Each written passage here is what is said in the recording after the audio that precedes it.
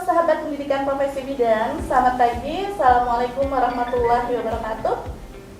Perkenalkan, nama saya Noni Ayuantini. Pada hari ini saya akan memandu acara 30 menit lebih dekat bersama pendidikan profesi bidan. Kalian yang ingin tahu lebih banyak tentang pendidikan profesi bidan, jangan kemana-mana, stay tune aja di sini. Oke, pada hari ini saya kedatangan tamu cantik, masih muda, dan tentunya sangat menarik pada hari ini. Oke, langsung saja kita panggil Ibu Zahra Zakia. Halo anak Noni. Alhamdulillah. Silakan terima kasih.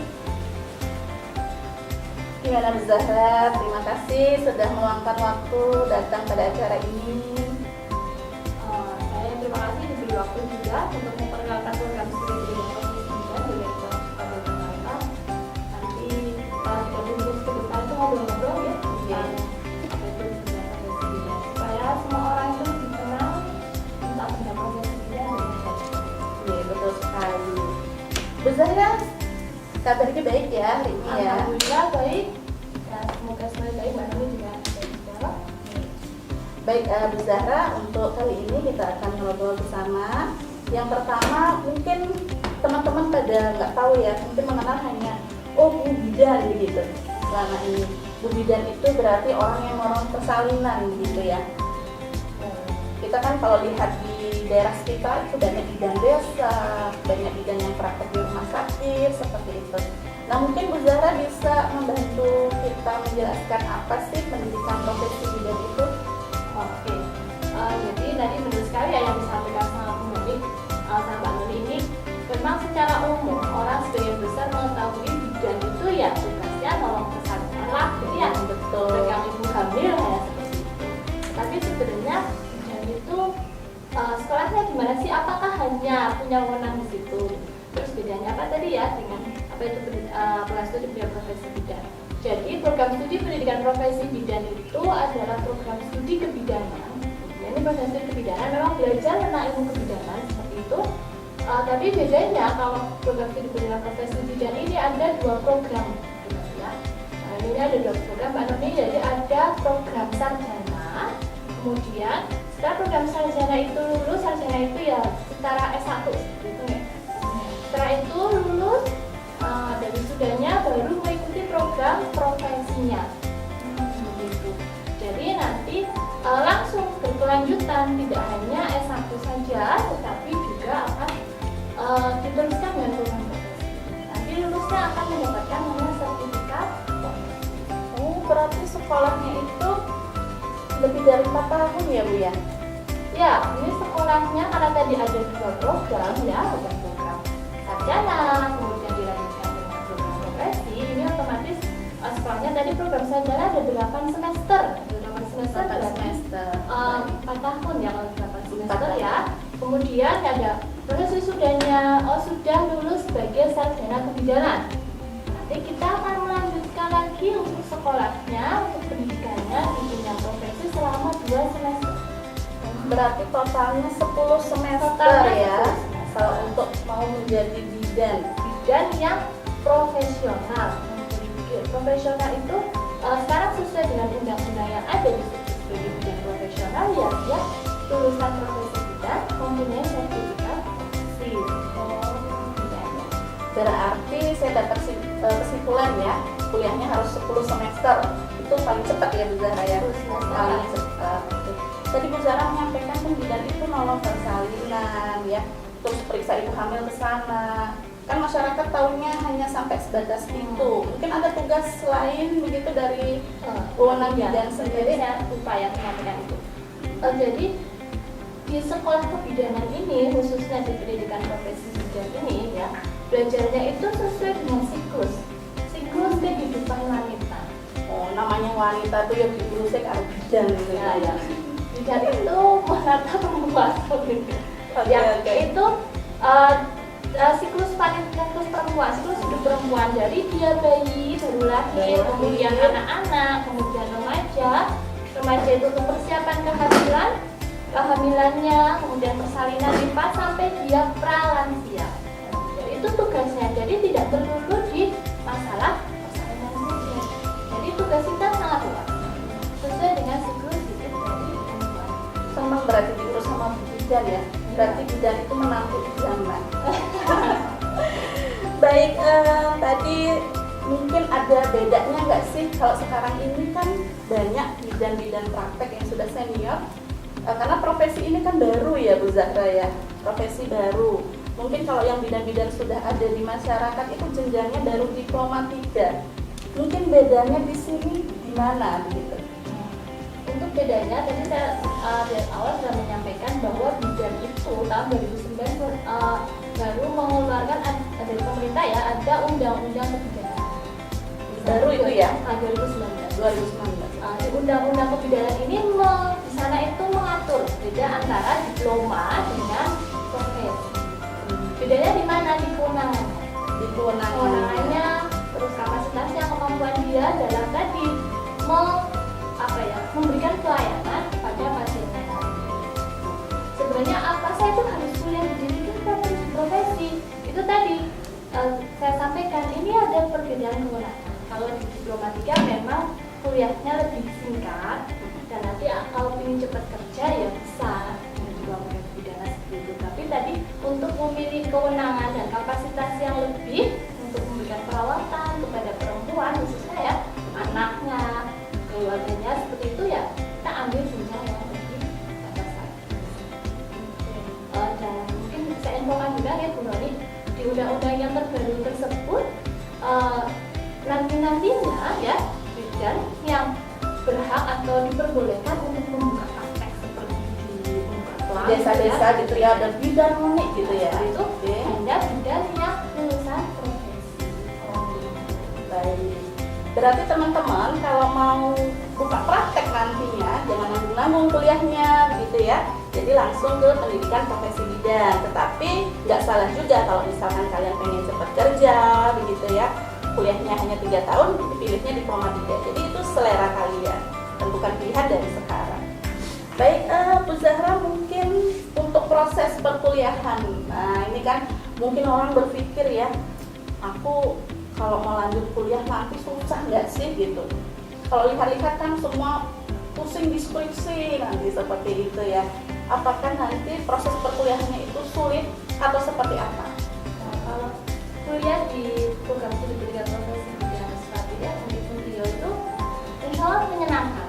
Wah, karena kan menyenangkan ya. Tadi saya sampaikan di awal tuh, kita belajar tentang perempuan sesuai dengan siklusnya. Yang boleh masuk bidan ada laki-laki nggak dong? Oh, perempuan ya, berarti bisa mengurus dirinya sendiri. Iya, karena sudah belajar tentang bagaimana perempuan otomatis, oh ini saya belum punya pasien nih, saya belajar dengan diri saya sendiri. Belajar tentang siklus perempuan tadi dari dia lahir sampai dengan pralansia atau perimenopause. Kemudian yang lebih menyenangkan lagi itu apa? Karena pembelajaran tidak monoton. Gak hanya di kelas saja kita dengerin dosennya, cerahin gitu sama dosen-dosen gitu ya. Belajarnya lebih bervariasi. Oh, lebih bervariasi ya. Bervariasi, metodenya banyak. Ada metode kita menelaah kasus seperti itu. Ada kasus yang kita hadirkan kasus yang real gitu di lapangan. Siapa dengan kasus ini mahasiswa akan kita ajarkan pemecahannya seperti apa. Berarti berhadapan langsung dengan kasus yang mirip dengan kenyataan. Terus dosennya juga kita sudah menyiapkan dosen itu nanti yang sangat kompeten di bidangnya masing-masing. Insya Allah mereka punya sertifikasi di bidangnya sendiri-sendiri. Jadi metode yang diberikan nanti akan bervariasi, tidak hanya di kelas, kita juga ada daring seperti itu.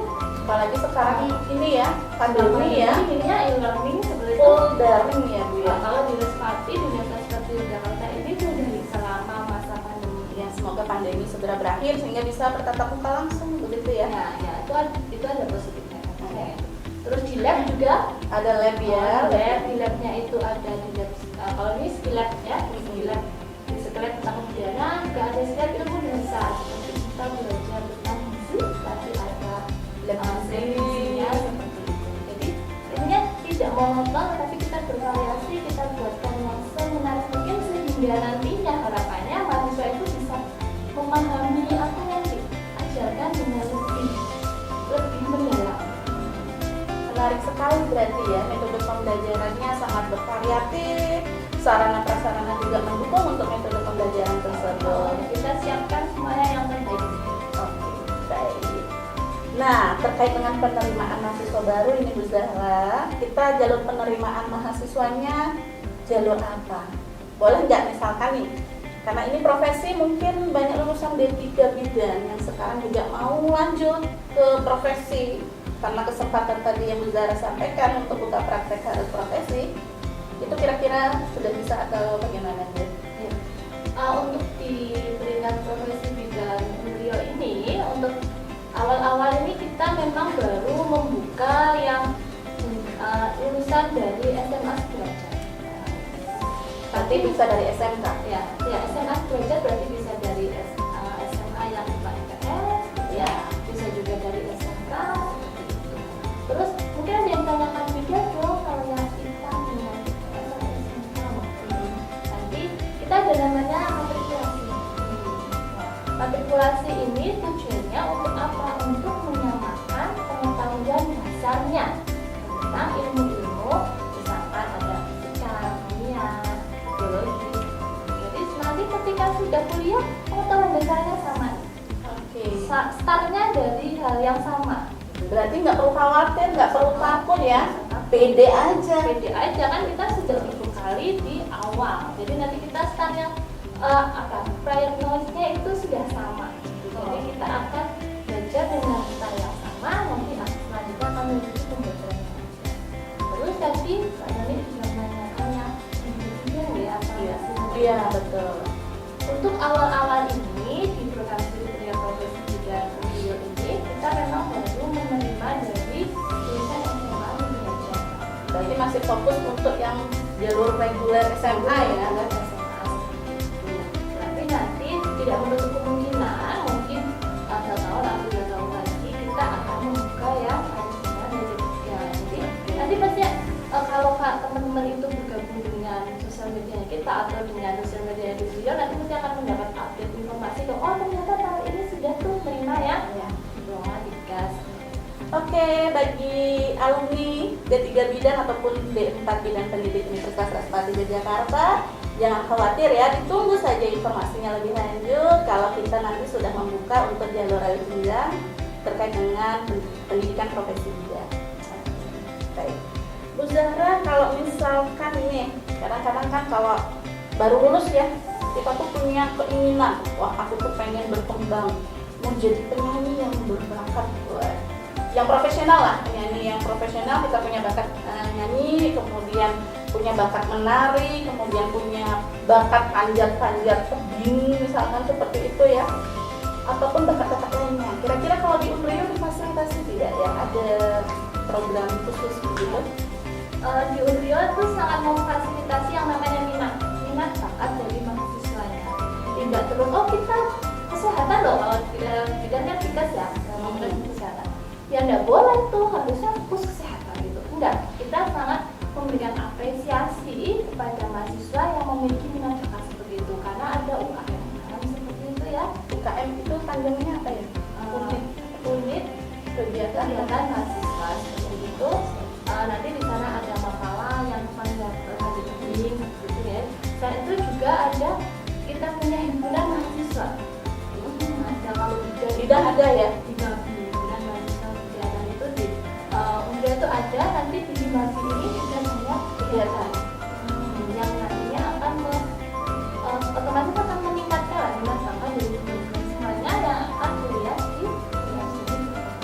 Oke, berarti kalau yang suka berorganisasi itu bisa tetap jalan kuliah juga bisa gitu ya, nggak mengganggu ya perkuliahan. Yang penting bisa ngatur waktu sih ya. Oke, nah terkait dengan pendidikan profesi bidang ini tentunya punya keunggulan tersendiri ya. Ya, Bedanya kalau misalkan apa sih kelebihan, kenapa sih harus memilih Universitas Raspati Yogyakarta begitu? Kita tentunya punya keunggulan tersendiri. Mungkin saja. ya benar sekali ya Mbak Noni, ya kita itu punya keunggulan tersendiri dibandingkan dengan yang ada pendidikan profesi bidang yang lainnya yang di Jakarta. Keunggulan kita seperti yang ada dalam visi kita itu ingin menghasilkan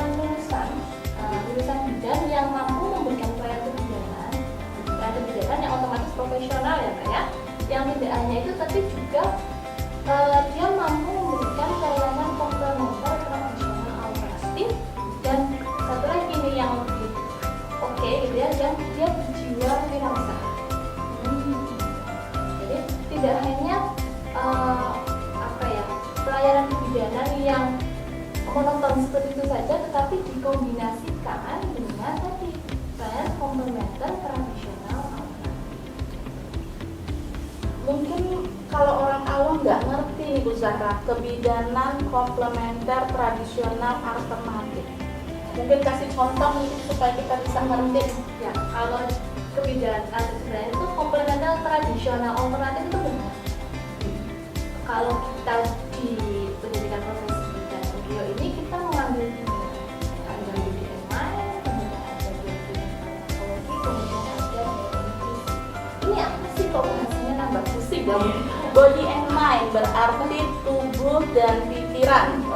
Contohnya seperti Ya, apa? ini di sini kita akan belajar banyak hal, misalkan seperti yoga.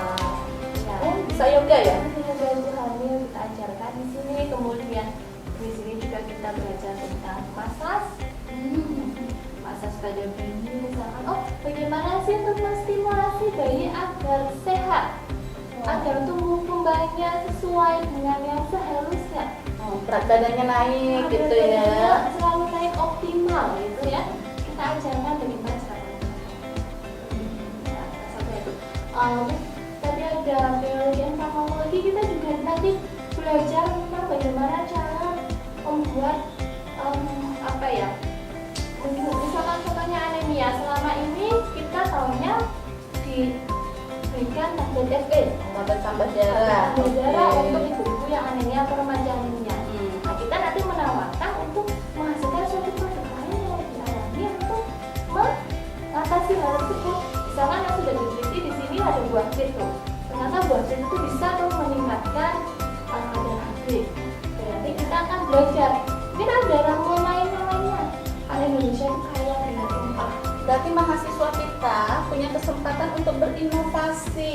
Nah, ya, inovasi menghasilkan produk-produk baru yang tadi inovasi terus lebih bisa diterima. Kalau mungkin ada tidak semua orang yang suka medis seperti itu ya, kan ini berjalan seiring antara medis dan komplementer. Pelengkap mungkin bahasanya ya, pelengkap. Kemudian tadi ada nutrisi, kita juga belajar tentang bagaimana cara mengatur pola makan, gizinya misalkan ibu hamil, tentu untuk menyiapkan ibu hamil agar kehamilannya sehat, ibunya sehat, ibunya sehat. Kita belajar bagaimana cara mengatur pola makan gizinya, ada mikronutrien, ada makronutriennya. Berarti diet and nutrisi masih kaitannya dengan siklus hidup tadi ya Bu ya? Iya, karena perempuan itu apalagi tadi untuk perempuan hamil prakonsepsi itu harus nutrisinya itu harus dibenahi dulu agar nanti konsepsi atau saat dia hamil kehamilannya baik, janinnya baik, jadi diet and nutrisi bisa masuk ke prakonsepsi.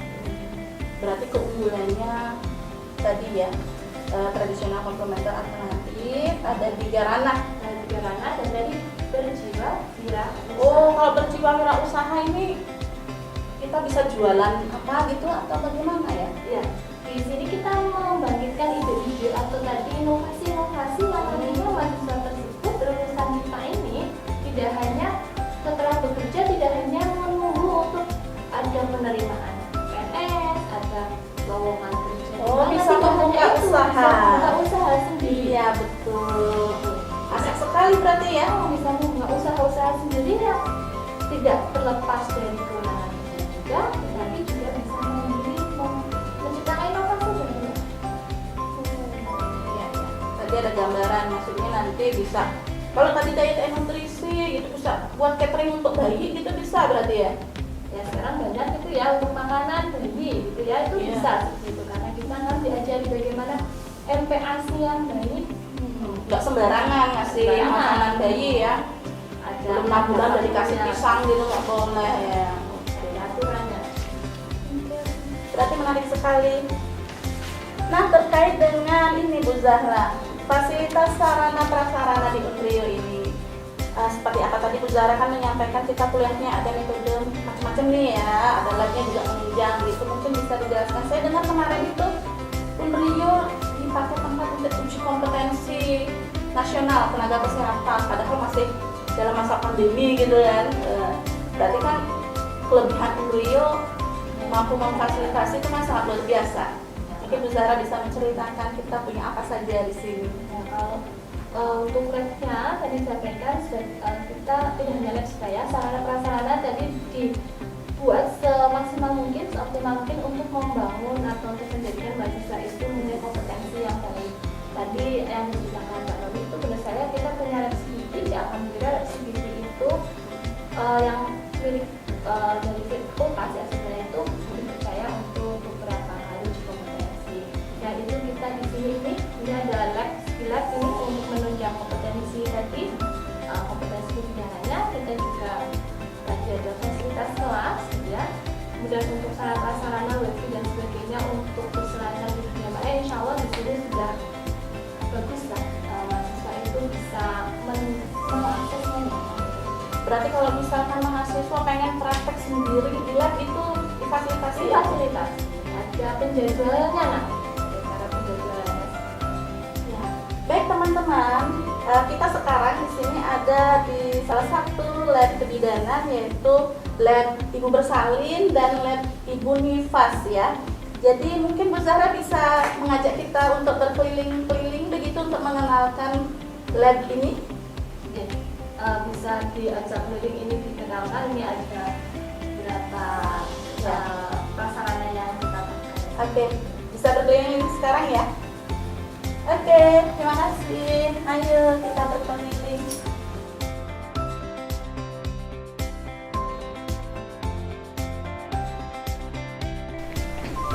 Nah, ini salah satu labnya ya Bu ya. Ya, ini salah satu lab yang ada di lab Skilab ya, yang menunjang pembelajaran mahasiswa. Tadi disampaikan Bu Noni, ini adalah lab untuk persaingan. Iya. Ini ada bola-bola 3 ya. Nah, ini jembol. Nanti jembol ini kita gunakan, kenapa ada di lab persaingan, dan itu kita gunakan untuk salah satunya gunaannya untuk mengurangi rasa nyeri seperti itu.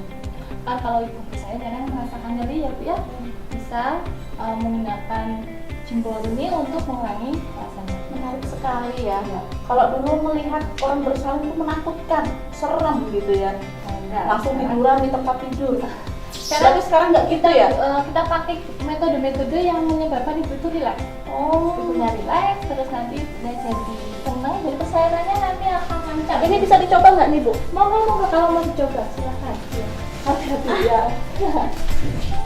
Ya empuk ya. Ya nanti bisa ada gerakan yang penggoyang pinggul itu Bu ya. Nah itu seperti itu, ini untuk bisa mengurangi rasa sakit khususnya pada daerah bawah ya, di daerah namanya tulang ekor gitu ya. Jadi Sambil dipijat ibu bidan ya. nanti sambil dipijitin ibu bidan di bagian pinggul seperti ini ya. Ini bisa untuk mengurangi dari persalinan. Seneng ya? Kayak main. Daerah kecil. Oke. Baik, kemana lagi kita bicara?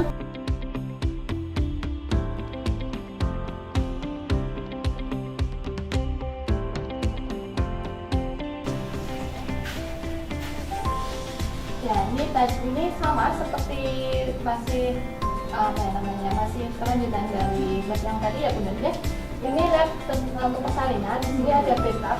Ya betap ini kenapa sih di lab persalinan kok bisa ada betap gitu ya, kayak mau mandi gitu ya. Ini nanti betap ini diisi air hangat. Nah di sini juga ada kelihatan bunga-bunga yang wangi gitu. Air hangat ini tujuannya untuk apa? Tadi untuk relaksasi. Relaksasi ya. Relaksasi saat ibu tuh persalinan, menjelang persalinan. Pas kala bukaan itu kan nyeri ya Bu ya, nanti bisa ibunya diminta untuk berendam dulu dengan air hangat. Ini juga couple ya, bisa suami gitu, suami bisa untuk mendampingi seperti itu. Jadi nanti harapannya saat nanti melalui masa pembukaan itu ibunya lebih rileks, pembukaannya akan lebih cepat, nanti proses persalinan akan lebih lancar. Saya membayangkan seperti pengantin baru ya. Ya, pengantin baru. Kalau prewedding itu kan berendam gitu ya. Ya ini tidak hanya prewedding, sekarang sudah wedding bisa ya, sama suami lagi. rendang di Saya sini. membayangkan sama semua suami saya cukup nggak ya? Oke lah, bagus sekali ya. Berarti memang sekarang konsepnya berbeda dengan yang dulu ya. Iya. Kalau dulu memang menyeramkan gitu, ketakutan ya, karena akan ada rasa nyeri dan ya takut kita ini benar-benar lahir nggak ya nanti bayinya gitu ya. Sekarang udah Jadi nggak perlu konsepnya takut sayang sekarang ya. ibu. Ketika kita menyayangi ibunya, nanti ibunya rileks, ibunya senang, nanti proses persalinan insya Allah akan lancar. Oke ya, baik Bu Zahra. Menarik sekali nih. Berarti kalau yang kuliah di pendidikan profesi bidan Unrio luar biasa, bisa sambil berendam ya. Ya, nanti praktikumnya berendam. Praktikumnya bisa berendam ya. Oke, baik. Kemana lagi Ya, kita Bu? Kita akan ke lab nifas, perawatan pada ibu Oke. nifas. Ya, baik. Nah, ini adalah lab untuk ibu nifas. Nah, ini lebih ke komplementernya ya Bu. Ya, jadi pelengkapnya. Ini kita punya beberapa alat yang kita gunakan di lab ibu nifas atau lab komplementer untuk ibu nifas. Ini ada untuk pijat kaki. Saya perlu nyoba ini enggak? Oh, boleh silakan Pak nyoba ya. Coba biar rileks. Mumpung lagi gel.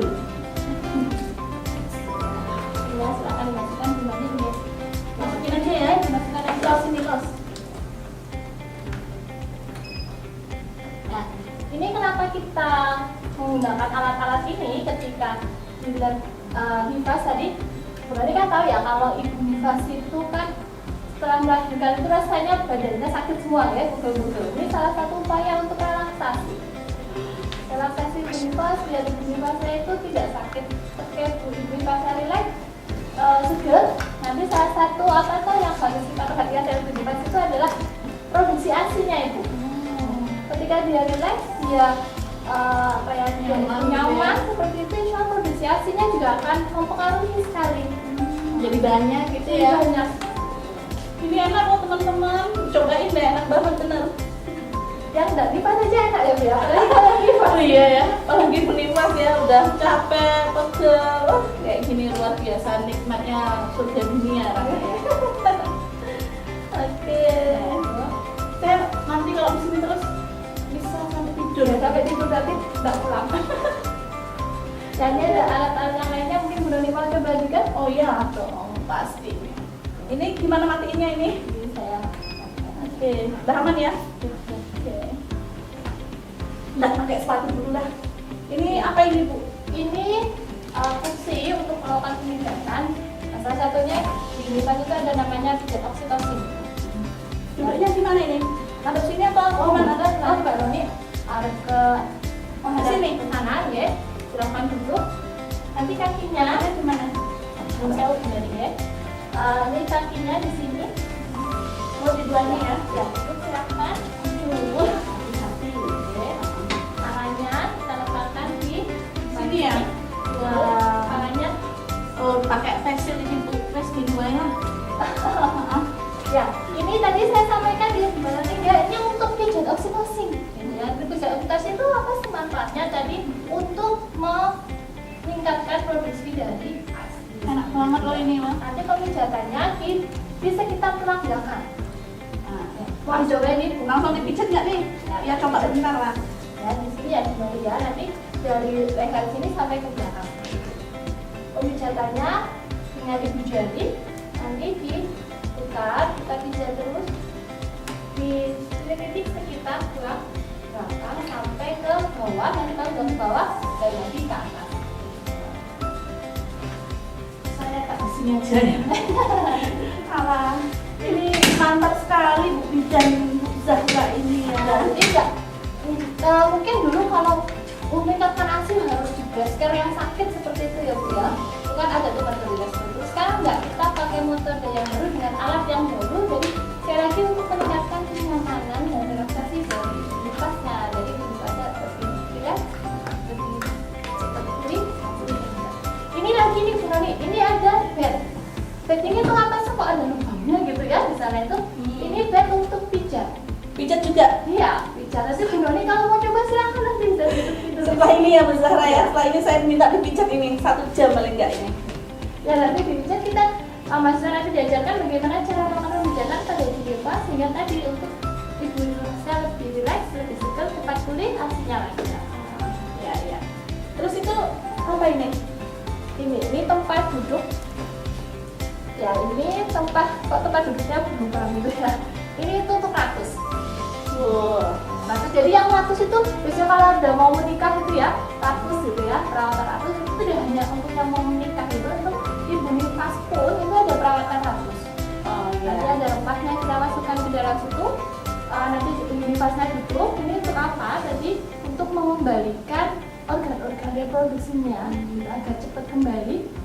Kalau habis melahirkan itu kan ibaratnya kayak balon itu ya, melar itu nanti bisa kembali lagi semula nanti untuk apa ya namanya pasangan suami istri seperti itu ya. Berarti saya membayangkan orang bersalin kalau ditolong oleh bidan lulusan pendidikan profesi bidan itu sejahtera. Iya, jika profesi bidan dia itu Suaminya juga senang ini pasti. Bisa kembali ya. Kayak Kembali seperti semula ya. Ya ini seperti itu dengan kampus. Iya, iya. Oke. Gimana itu menyenangkan sekali ya Bu ya. Tenang saya kan tidak hanya monoton. Jadi kuliah di pendidikan profesi bidang Universitas Islam Jakarta itu insya Allah dijamin kuliahnya menyenangkan. Baik. Ya, kita duduk kembali ya. Terima kasih sekali Bu Zahra. Tadi saya sudah diajak jalan-jalan di lab, ya sudah dipijat juga, luar biasa rasanya. Nah, mungkin saya membayangkan ini kalau yang lulusan pendidikan profesi bidan Unrio nantinya peluang kerjanya banyak ya. Ya, peluang kerjanya banyak. Tadi salah satunya kan kita ingin mendidik lebih inovatif dan lebih langsung. Kenapa kita diajarkan pembangunan ini untuk meningkatkan rasa. Tapi untuk peluangnya di awal sudah saya sampaikan ya, kalau lulusan profesi itu bisa membuka praktek pendidikan atau pendidikan.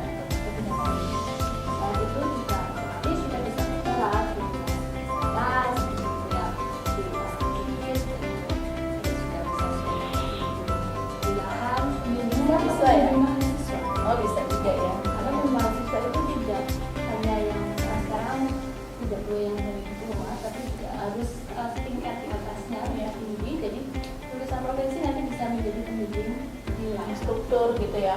Instruktur yoga begitu juga bisa ya. juga bisa, karena kita nanti diajarkan juga di situ. Terus untuk komplementernya nanti kita bisa dengan kita belajar komplementer ya Bu nanti ya. Nanti bisa untuk membuka klinik komplementer. Nggak usaha gitu ya. Kalau satu membuka klinik komplementer atau perawatan holistik. Perawatan holistik dari seperti itu jadi spa Baik, seperti itu ya. Terus juga untuk Ibu hamil juga ada spa ya sekarang. tidak seperti itu. Intinya untuk proses kerjanya tidak usah bingung, tidak usah takut, khawatir. Bisa lah kita untuk tidak hanya bekerja di pelayanan, kita juga bisa membuka lapangan pekerjaan. Itu sih yang paling penting ya. Intinya kalau sudah lulus bisa langsung kerja gitu ya. Untuk bisa bekerja dan kita membuka lapangan kerja untuk diri kita sendiri. Oke, baik. Nah, kalau seperti itu fasilitasnya sudah banyak, sudah lengkap, ini mahal nggak ya di Unrio? Untuk biaya kalau masih bersainglah dengan tempat yang lainnya, tidak terbilang mahal, enggak, kita bersaing dengan tempat yang lainnya masih sama. Apalagi sekarang ini tidak usah bingung, kita masih ada penerimaan yang kemudian gelombang 2 ini ada beberapa beasiswa. Kesempatan beasiswa ada ya? Ada, masih kita buka untuk kesempatan beasiswa juga ada. Karena ini masih ada COVID seperti itu ya, kita juga ada pengurangan biaya. Jadi cepat-cepat saja kita mendaftar di Respati, itu kan diberikan di situ langsung. Baik, Bu Zahra. Jadi sebenarnya saya pengen ngobrolnya lebih panjang lagi, tapi kan waktu terbatas ya Bu Zahra ya. Mungkin kalau ingin lebih tahu lebih banyak tentang profesi bidan sendiri, punya sosmed gitu Ya, kita ada sosmed, kita ada IG, nanti di pendidikan profesi bidan Unrio itu ya, misalnya juga ada di Facebooknya. Di Facebooknya itu nanti kita ada pendidikan profesi bidan. Oke. Silakan nanti intip tuh. Ya. Udah jangan intip kalau tuh di follow karena kita sering nge-share untuk apa namanya ada namanya smart informasi itu seperti bulletin. Bulletin rutin ya yang Bulletin bisa rutin yang dibaca dibaca, dan tentunya menambah pengetahuan kita semua ya. pengetahuan tentang kesehatan. Oke, Dan baik. informasi tentang PMB. Ya, baik. Teman-teman jangan lupa ya tadi follow IG dan Facebooknya Prodi Pendidikan Profesi Bidan. Baik Bu Zahra, terima kasih. Mungkin sebelumnya sepatah dua patah kata dari Bu Zahra sebelum saya tutup. Nah, jadi sekali lagi untuk teman-teman tidak usah bingung, tidak usah ragu lagi. Saya mau kuliah di mana? Ayo cepet-cepet daftar kuliah. Untuk kita kuliah di program studi pendidikan profesi bidan Universitas Mustafa. Kita punya tagline Bu Mari. KTP-nya itu adalah be a smart with us. Ya, be a smart wife with us. Wah, luar biasa sekali. Oke teman-teman, sahabat Universitas Merpati Yogyakarta, terima kasih telah menyaksikan acara 30 menit lebih dekat. Saya mohon pamit, sampai jumpa bersama Respati, Lain Prestasi.